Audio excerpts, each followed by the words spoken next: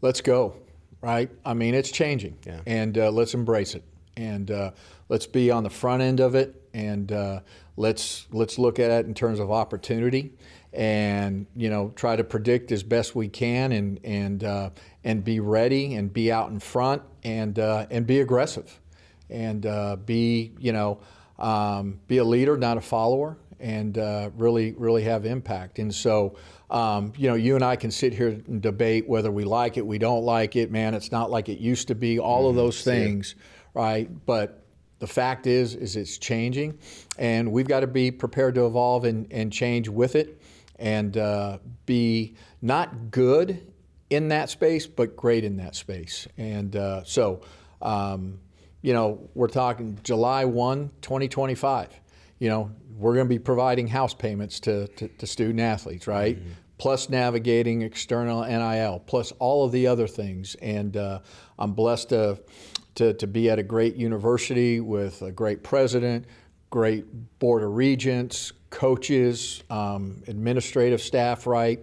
And we're going to be really, really well positioned when we think about the future of college athletics. So along with the House case that's ongoing right now, what else? Is there something next? What looms with college athletics?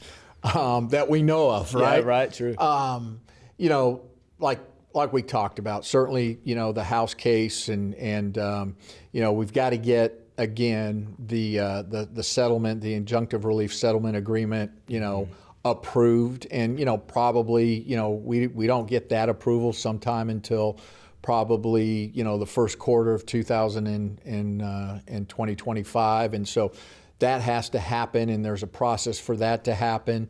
A lot of conversation, a lot of discussion about employment status for student athletes. The House settlement does not address, employment. And so, there's 3 cases out there right now, 2 with the NLRB, 1, the Dartmouth case where the regional director, deemed the Dartmouth men's basketball employees as men's basketball student athletes as employees. Dartmouth's appealing that. On the West Coast, we've got USC, the revenue sports, right? Nothing's happened there. Probably doesn't happen until after the elections, after the end of the calendar year. And then we've got the FLSA case, Johnson versus NCAA, where the appeals court just went back to the district court and said, hey, you misapplied this. Here's the test, right, to really determine if student athletes are employees. I think we're going down that road, and I think we're going to need federal legislation to come on in and say, hey, they're a special class, they're not employees. But I also think in order to probably get there, we're going to have to come up with some type of collective bargaining, agreement, so that their rights are protected. We're going to be paying them, right? And so now let's work on something in terms of the rights. So you have that right around the corner. Obviously, we're trying to figure out, roster caps. So that's a whole new world for college athletics.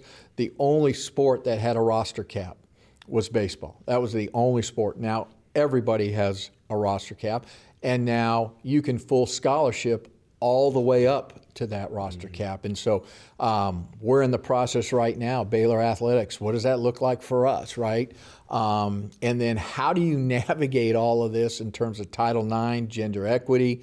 There's no guideline at this point in time. And so, you're trying to figure out, where you go and what's the right pathway when you think about both the house payment and scholarship. So, man, I could go on and on. Conference, naming rights, that's out there.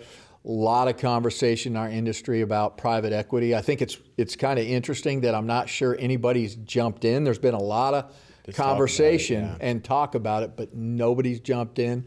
For our viewers, we've explored it. Baylor Athletics has looked deep at it, right? And, you got to give up some control, and the cost of money is a lot. And so you've got to weigh those things when you think about it. So there's a lot. I've been doing this since like 1995, something like that, right? And there's never been more uncertainty, more chaos, more change in college athletics than now. And look, what happens, I think about stuff like, hey, scholarships, right? Roster cap for football. 105. Yeah. How are you going to keep, if you do 105, right, scholarship, how are you going to keep them all happy, right? Mm-hmm. Now what happens, does that have impact on the transfer portal?